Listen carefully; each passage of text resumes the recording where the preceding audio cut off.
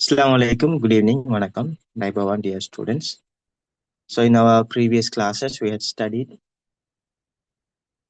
nouns, verbs, and pronouns, and the sentence types we had studied so far. So, in that sequence, we would like to study the tenses now. So, நாங்க வந்துட்டு எங்களோட முந்தைய கிளாஸ்ல nouns verb adjective noun verbs அது மாதிரி pronouns அது மாதிரி sentences types சென்டென்ஸுடைய type என்னென்ன டைப்ஸ் இருக்குன்னு சொல்லி பார்த்துருந்தோம். ஸோ அது மாதிரி இப்ப நாங்க பார்க்க போறது டென்சஸ். இப்ப டென்சஸ்ன்னு சொன்னா நாங்க சொல்லக்கூடியது காலங்கள். இப்ப ஒரு செயல், ஒரு சப்ஜெக்ட், ஒரு விஷயத்த எந்த நேரத்துல செஞ்சிச்சு சொல்றதுக்காக நாங்க பயன்படுத்துறது டென்ஸ். இந்த சப்ஜெக்ட் ஒரு வேலையை செய்யறது, சப்ஜெக்ட் ஒரு எக்ஷனை செய்யறது எந்த நேரத்துல இடம்பெறுதுங்கிறத காட்டுறதுக்காக நாங்க பயன்படுத்துறது tenses. But show tenses show the time an action takes place. ஒரு ஆக்ஷன் நடைபெறுகிற டைமை காட்டுறதுக்காக பயன்படுத்துறது டென்ஸ்ன்னு சொல்லு. எப்ப நடக்குதுங்கிறத காட்டுறதுக்காக பயன்படுத்துறது. இதுல 3 வகையான டென்சஸ் இருக்கு. பொதுவாக 3 வகையான டென்சஸ் காலங்கள் இருக்கு. தமிழ்ல நாங்க சொல்லக்கூடிய மாதிரி நிகழ்காலம், இறந்த காலம், எதிர்காலம். நிகழ்காலம், இறந்த காலம், எதிர்காலம். இப்ப நிகழ்காலம் சொல்றது என்னன்னு பிரசன்ட். பிரசன்ட். இறந்த காலத்தை நாங்க பாஸ்ட்னு சொல்லுவோம், எதிர்காலத்தை ஃபியூச்சர்னு சொல்லுவோம். ஸோ இந்த 3 டென்சஸையும் நாங்க பாத்தீங்கன்னு சொன்னா, இப்போ உதாரணமா எக்ஸாம்பிள் பிரசன்ட்டுக்கு நாங்க உதாரணம் சொன்னோம்னு சொன்னா, பிரசன்ட்னு சொல்றது இப்பய காலத்துல நடக்கிறது, பிரசன்ட்ல நடந்து கொண்டு இருக்கு, நிகழ்காலத்துல நடக்கிறது. I go to school everyday. I go to school everyday. நான் ஒவ்வொரு நாளும் ஸ்கூலுக்கு போறேன். She plays well. அவள் நன்றா விளையாடுறா. we are playing football. நாங்க ஃபுட்பால் விளையாடி கொண்டு இருக்கிறோம். they had left office. அவங்க ஆபீஸை விட்டு போயிருக்காங்க. இப்படின்னு சொல்லி நாங்க பிரசன்ட்ல நாங்க ஒரு விஷயத்த சொல்றதுக்காக நாங்க பயன்படுத்துறோம். பிரசன்ட்ல ஒரு விஷயத்த சொல்றதுக்காக நாங்க பயன்படுத்துற டென்ஸை நாங்க பிரசன்ட் டென்ஸ்ன்னு சொல்லுவோம். அது மாதிரி பாஸ்ட் சொன்னீங்கன்னா, பாஸ்ட்னு சொல்றது நடந்த ஒரு விஷயம், நடந்த ஒரு விஷயத்த நாங்க சொல்றதுக்காக பயன்படுத்துறேன். உதாரணமா I went to school yesterday. நான் நேத்தே ஸ்கூலுக்கு போனேன். She played well. அவங்க நல்லா விளையாடினா. அவள் நல்லா விளையாடினாங்க. We we we were playing football. நாங்க ஃபுட்பால் விளையாடி கொண்டு இருந்தோம். They had left office. அவங்க ஆபீஸை விட்டு போயிருந்தாங்க. ஸோ பாஸ்ட்ல ஒரு விஷயம் நடக்குது என்று சொன்னா அதை சொல்றதுக்காக நாங்க பயன்படுத்துறது பாஸ்ட் டென்ஸ். அது மாதிரி ஃபியூச்சர்னு சொன்னா நடக்க இருக்கிற விஷயங்களை நாங்க பயன்படுத்துறோம். நடக்க இருக்கிற விஷயங்களை சொல்றதுக்காக பயன்படுத்துறது த அப்கமிங் ஆக்ஷன். நடக்கவிருக்கிற ஆக்ஷன்ஸ், செயல்கள் that R about happen in future. ஃபியூச்சர்ல நடக்க இருக்கிற விஷயங்களை பத்தி பேசுறதுக்காக நாங்க பயன்படுத்துறது.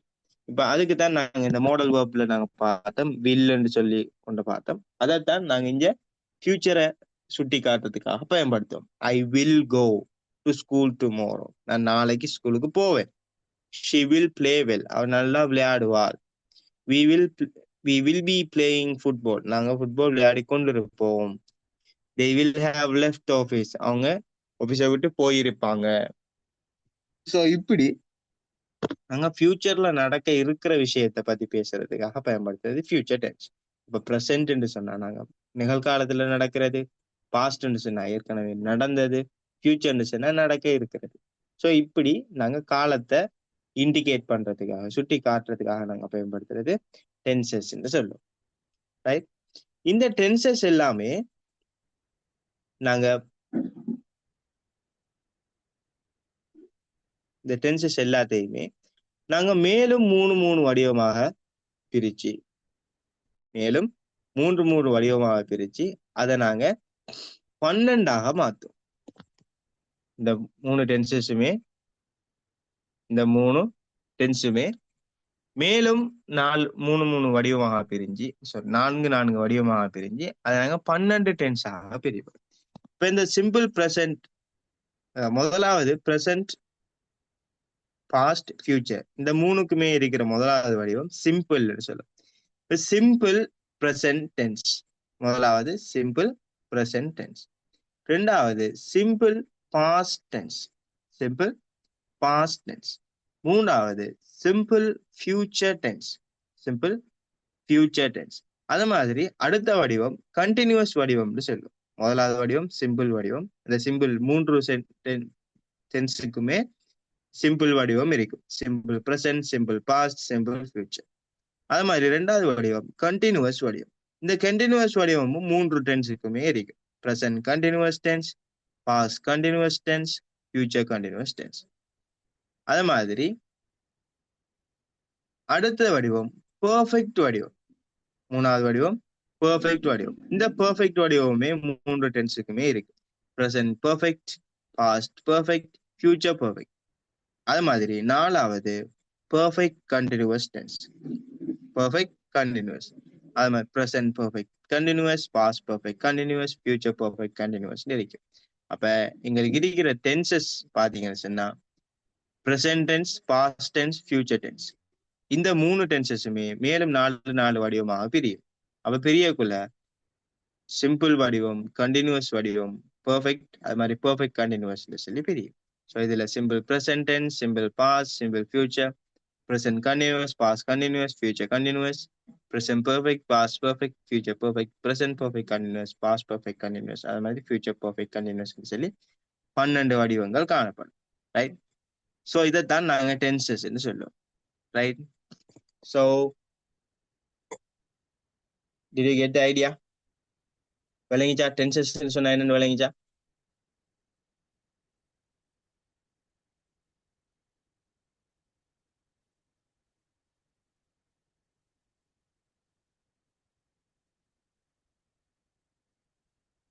ரைட். ஓகே. ஸோ இதுதான் நாங்க டென்சஸ் சொல்லுவோம்.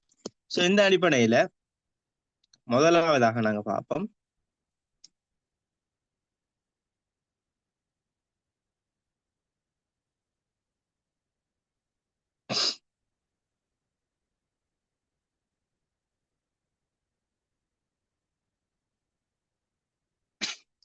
Simple present tense.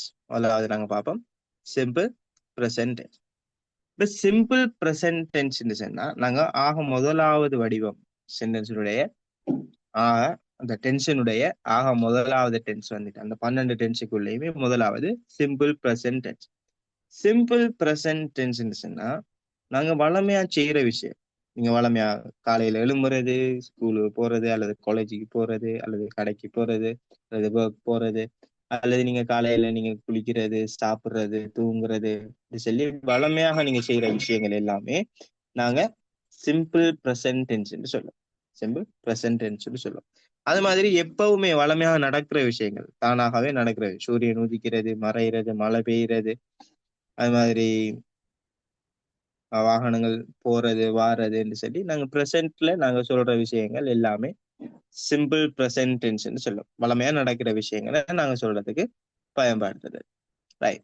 அப்ப பாத்தீங்கன்னு சொன்னா டாக் அபவுட் ரெகுலர் ஆக்ஷன், வளமையான செயல்கள். ரெகுலர்னு சொன்னா வளமையாக, ஆக்ஷன்ஸ் ரெகுலர் ஆக்ஷன்ஸ் வளமையா நடக்கிற விஷயங்கள். ஹேபிட்ஸ், ஹேபிட்ஸ்ன்னு சொன்னா பழக்கங்கள்.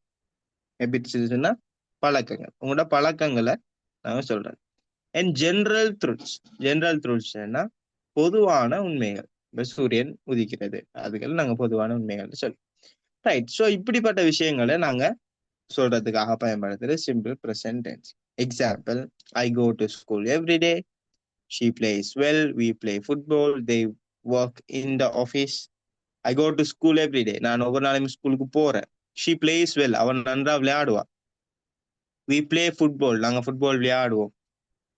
they work in the office, அவங்க ஆஃபீஸ்ல வேலை செய்யறாங்க. ஸோ இப்படி நாங்க ரெகுலரான விஷயங்களை நாங்க பேசுறதுக்காக பயன்படுத்து.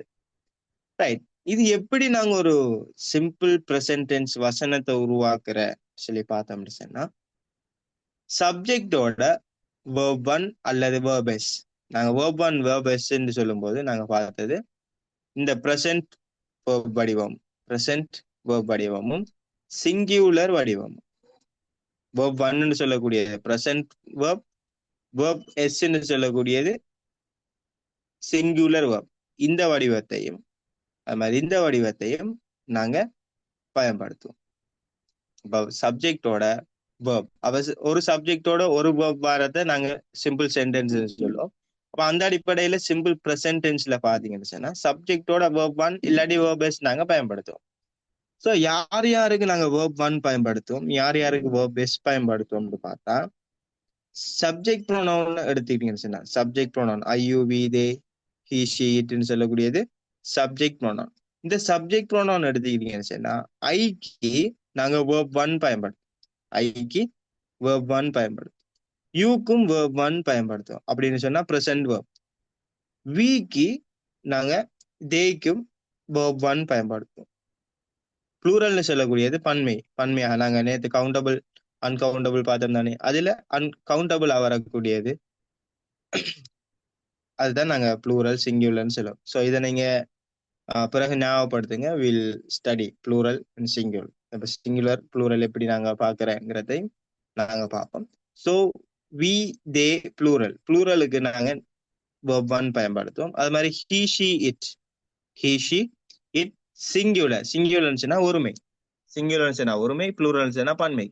பன்மையான சொற்களுக்கு நாங்க verb 1 பயன்படுத்துவோம். ஒருமை சொற்களுக்கு நாங்க verb s நாங்க பயன்படுத்துவோம். he she it அதுகள் நாங்க verb s நாங்க பயன்படுத்துவோம். ஸோ எக்ஸாம்பிள் பாத்தீங்கன்னு சொன்னா எக்ஸாம்பிள் நாங்க பிளேங்கிற சொல்லக்கூடிய ஒரு verb எடுத்துட்டோம். பிளேன்னு சொன்னா விளையாடு.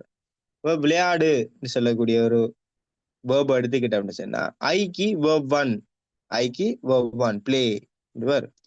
யூக்கு பிளேன்னு சொல்லி வரும். வீதேக்கும் பிளேன்னு சொல்லி வரும். ஆனா he she it பயன்படுத்தும் போது நாங்க எஸ் ஒன்று நாங்க பின்னால சேர்ப்போம். Plays verb s. அப்ப பாத்தீங்கன்னு சொன்னா I eat, I play, I teach, I கட்ன்னு சொல்லி வரும். ஐய நீங்க சப்ஜெக்டாக எடுத்தீங்கன்னு சொன்னா.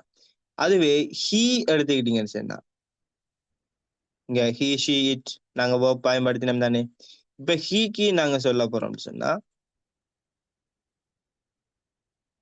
he eats, he plays, he teaches, he cuts ன்னு சொல்லி வரும். ஸோ நாங்க பயன்படுத்துற verb என்னங்கிற தீர்மானிக்கிறது சப்ஜெக்ட். இப்ப சப்ஜெக்ட் அடிப்படையில தான் sentence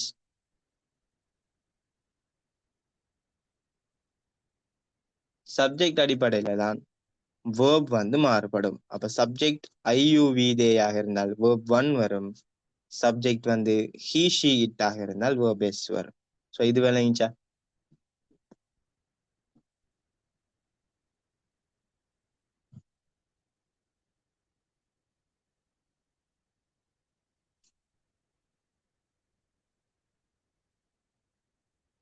Is that okay?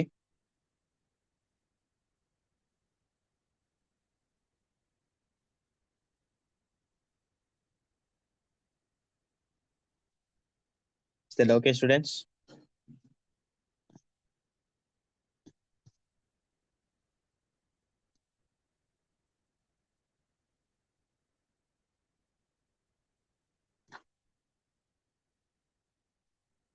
Right.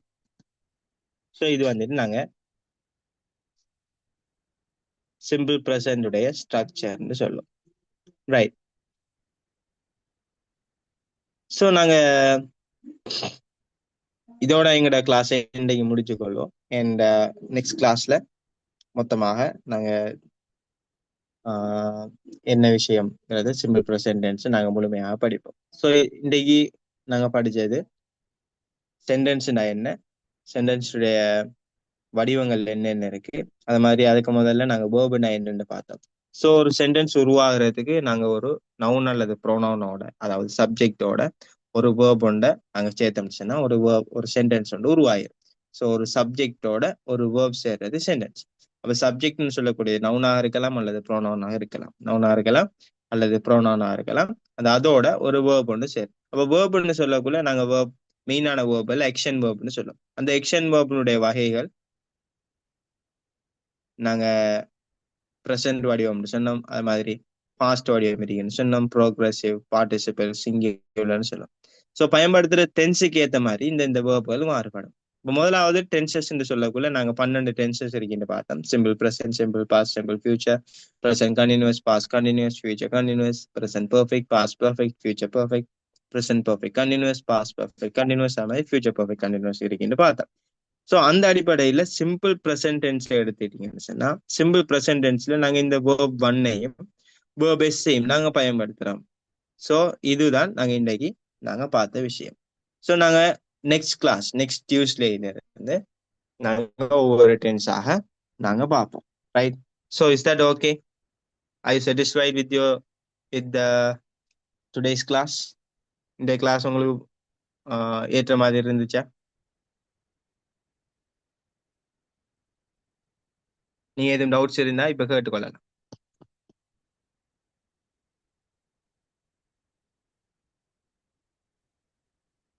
Do you have any doubts?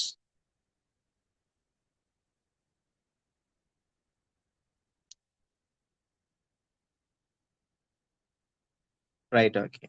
So if you have any doubts, you can ask in the group. So whenever you ask, I'll explain, right? So thank you so much for your attendance. And once again, I wish you all the best. Yeah, okay. You can ask in the WhatsApp group, right? So thank you so much. And I hope you got the idea what I have taught today. And thank you so much. Assalamu alaikum. Good evening. Vanakkam.